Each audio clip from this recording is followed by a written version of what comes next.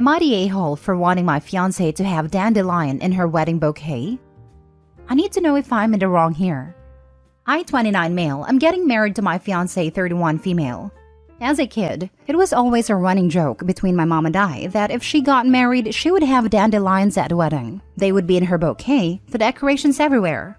Sadly, my mom won't be at my wedding. She's declining fast and probably won't make it another month. So, I want dandelions to be at the wedding to symbolize her. I went to my fiancé with this as she is doing most of the planning and told her that I want some dandelions in her bouquet and on table decorations. She made a face and told me those flowers won't hold up for it. I told her we could get fake ones off Amazon or somewhere. She told me she will not have weeds in all of the wedding photos. I was shocked and we started arguing, but got nowhere. I left to cool off and her maid of honor called me and told me I was a jerk, that the weed has no place at the wedding. And how dare I ask her to walk down with something my mom wanted to do at her wedding? Am I the a-hole? Now for the top comments before the mini update. So your fiancé refuses to have even one dandelion as a tribute to your dying mother? She sounds cold AF. Not the a-hole. If this were me, I would be getting married tomorrow in the hospital room or wherever my significant other's mother was while she's still here, surrounded by as many dandelions as possible. Having another ceremony/reception etc. later with everyone else is always an option. Not the a-hole, but do reconsider this relationship OP. Massive red flag. Not the a-hole. Get one and place it in your boutonniere. That way, you are honoring your mom. And it will be in all the pictures. Go on Google Pictures or Pinterest to show how it can be done tastefully. This is great. Also, if your bride-to-be won't bend an inch to honor your mom while she's dying, then she's an a-hole. It's not that big of a deal to put a less glamorous flowers into the decor. I bet most professional decorators/florists would take up the challenge to make it look good. Not the a-hole. It strikes me that the bride was all no, and not even let's find a solution. There are plenty of options if she doesn't want a live dandelion in her bouquet, like maybe a little pin or keychain if one attached to whatever is keeping the bouquet together. Not the a-hole. Weed is a subjective term and this means a lot to you. She can't make one compromise for something that's really important to you because her aesthetic matters more? That does not bode well for your marriage. You sure this lady's the one? Also, whenever you do get married, you should also put a dandelion pinned to your lapel or something so you can represent your mom too. Edit/update. I went back to talk to her with all of the suggestions. I really like the dandelion on a plate for my mom or the dandelion lights. We were going to have a light wall, and it would be easy to switch out since we give the person the lights we want. Anyways, I asked if she knew maid of honor called me and she was surprised by that. I also asked if this is my wedding too, or should I just be happy not to have a say? She was quiet at that. I then asked why we can't compromise somewhere for the dandelions. Why they can't be anywhere. Well, she doesn't like my mother. I have been spending a lot of time with her recently and she feels neglected. She doesn't want to be reminded about my mother on what is supposed to be the happiest day of her life. I don't know where to go from here. Next story. Am I the a-hole for wanting to pay down my house instead of spending on a vacation for my boyfriend and I when I got a major pay bump? I just job hopped and landed a job at a frankly ridiculous salary. I went from making $120K from doing software engineering to $310K in a senior systems engineering role, plus a sign-on bonus and stock options. It's a startup company that's high risk, high reward. So it's a gamble if the company will still exist in a few years, but for now it's great. I decided I didn't want to change my lifestyle at all, since the money is probably temporary. So, I kept on spending like usual and just put all the extra money into maxing out my retirement savings and paying down my house. I've also been in a relationship with my boyfriend Jason for about a year and a half. He makes about $90K, so he's doing really well himself. We're both in a low cost of living rural area, and he's still making a lot more than average here. But after I got a new job, he started being really critical of how I spend, or don't spend. Like I wanted to build a sunroom gazebo for my house. So I went to the construction material recycling and reuse center to buy some lumber and some vintage windows to make it. Woodworking and DIY is genuinely a hobby of mine, but my boyfriend made fun of me for still going to the junkyard to build the gazebo even when I could afford to hire a contractor. But the bigger fight has been about a vacation. We'd planned to do a road trip in the summer, camping most of the way, and staying in hotels a night or two a week to shower and stay near cities we visit. But after I got the new job, he wants to stay in hotels every night. I was kinda stressed about that, because I don't want to start spending like I always have this kind of cash flow and have that lifestyle creep, since I know it might not last, and I don't want to feel disappointed or struggle when I have to scale back my spending. So it was really important to me to just put away whatever extra money that's temporarily coming through for the future. But my boyfriend told me I was being ridiculous, wanting to sleep on the ground at our vacation when I was making so much. I said I love camping. I was looking forward to all the camping and hiking and climbing we'd planned. And he just kinda snapped at me saying that I seem to love everything that's cheap or free, and it's kinda entitled honestly. I said if anyone's acting entitled, it's honestly him, when he just wanted me to pay for something he didn't even ask if I wanted, didn't even offer to split the cost or anything. It's like he just saw me making more and decided he wanted to spend it. We had this big fight where he said I was all me, only caring about my house and my retirement, and how I'd spend thousands a month paying my mortgage faster than I need to, but wouldn't even do the minimum to make our vacation nice. Am I the a-hole for wanting to use the money coming in from a new job to save for the future? Your boyfriend sounds like he has extremely different financial values from you. The concerning thing here is that he refuses to respect your financial values and seek to impose his on you. He absolutely feels entitled to your money. It's fantastic this happened now, because he's showing you who he is before the relationship gets more serious. End it. This isn't the guy. Not the a-hole. OP, you don't have to pay for any fancy vacation if you don't want to. But this is more than that. It's about incompatibility with a change of circumstances and entitlement on his part. If you lose your high-paying job tomorrow, will he make good of all the money he made you spend on a vacation the way he wanted? I think the answer is no. So decide about the bigger thing now, aka finance, since money issues are going to crop up frequently from now on with this attitude. Do you want to fight to keep your money and spend it sensibly, or indulge in a tug-of-war with a man who clearly doesn't respect your boundaries? The fact that he's seeing paying off a mortgage and saving for retirement as entitled is a big red flag. Either he doesn't see this relationship lasting long-term, because otherwise, solid investments like real estate and retirement savings would eventually benefit them both. Or he doesn't think that planning for the future is valid. Yeah, to be honest, it sounds more like he's saying, you're getting all this money and you're not spending it on me. You're selfish. Kinda entitled. Not the a-hole. It's your job, your money, and pretty rude for your boyfriend to decide how you should spend it. If he wants to be a big spender, he should find a job where he makes more. You aren't all me, because you are literally looking forward to a trip where you'd be spending a lot of close time with him. For you, it's about the simple things. For him, it's about money. Your money. Exactly. Plus, I think OP's being really smart with her money here.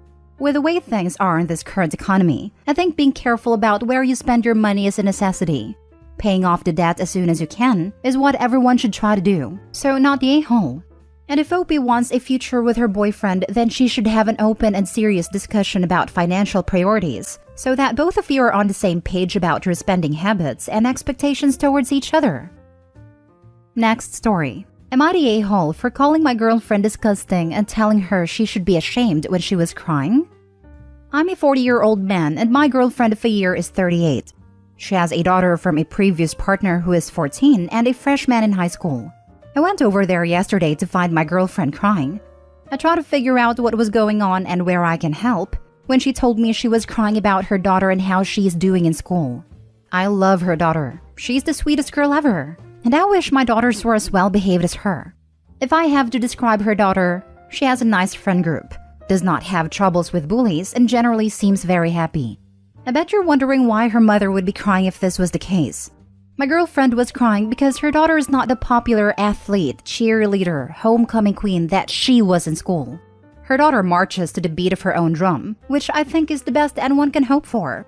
Yes, she's a little bit dorky, but her own mother referred to her as a loser during this crying fit. She is very into anime. Her and some friends actually started an anime club at their school, Pokemon and video games. Most of her wardrobe is black t-shirts with anime or video game characters on them. Again, she's a happy kid. She's got her social circle who all have similar interests. It's just not the circle her mom wishes she was in. Here are some quotes from her during this that turned me red. I never would have imagined my daughter would be a dweeb. She needs to grow out of this before college. And my personal favorite, I wouldn't have been caught dead with kids that look like that. I called her disgusting and told her she should be ashamed of herself. I said her daughter is happy, and how would she feel to hear her mom crying about her perceived popularity? I told her how lucky she has it, that her daughter doesn't deal with a lot of the issues kids these days have. This ends with her being upset with me because instead of consoling her when she was crying, I called her names. I don't think the crying means anything. She was saying horrible things. Now for the comments. Not the a-hole. Not gonna lie, I had my mind made up when I read a title, but her words are absolutely disgusting. Having a happy, healthy child is what her focus should be, not her popularity. Don't ignore her words though. She's just shown her true colors. I agree that the OP is not the a-hole here. Initially, I thought he would be the a-hole, but after reading the post, he actually wasn't at all. As long as the daughter is safe and healthy and happy, the mom has no cause for complaint, and she is in fact the one who's acting like the a-hole in these circumstances. Not the a-hole, OP. Calling your girlfriend disgusting is not only not going too far. In my opinion, it doesn't go far enough to describe her hateful attitude towards her daughter. Cheers to you, OP, the boyfriend, for accepting, supporting, and loving this child more than her actual mother. Make sure the daughter knows this, because I feel like it's only a matter of time before her own mother starts bullying her and trying to force her to be an exact copy of what she was in high school, if she hasn't already done so. I mean, for crying out loud, this woman seems more focused on treating her daughter like she's a trophy child than as her daughter, and that's just deplorable. I don't think her mom would go that far to start making things difficult for her daughter, but it is clearly eating her up inside. She's very conscious about what she thinks other people think of her. Info, have you just been ignoring a bunch of red flags for a year? There's no way you haven't previously noticed that your girlfriend is superficial and immature, to the point where she would crap talk about her own daughter. Do us all a favor and wait for this post to get more responses and then show it to your girlfriend. I have. I guess it's not frequent enough for me to believe there's a pattern. I've always treated them as one-off instances. Maybe I am wrong. Last story. Am I the a-hole for not letting my brother's girlfriend sit with us at my wedding?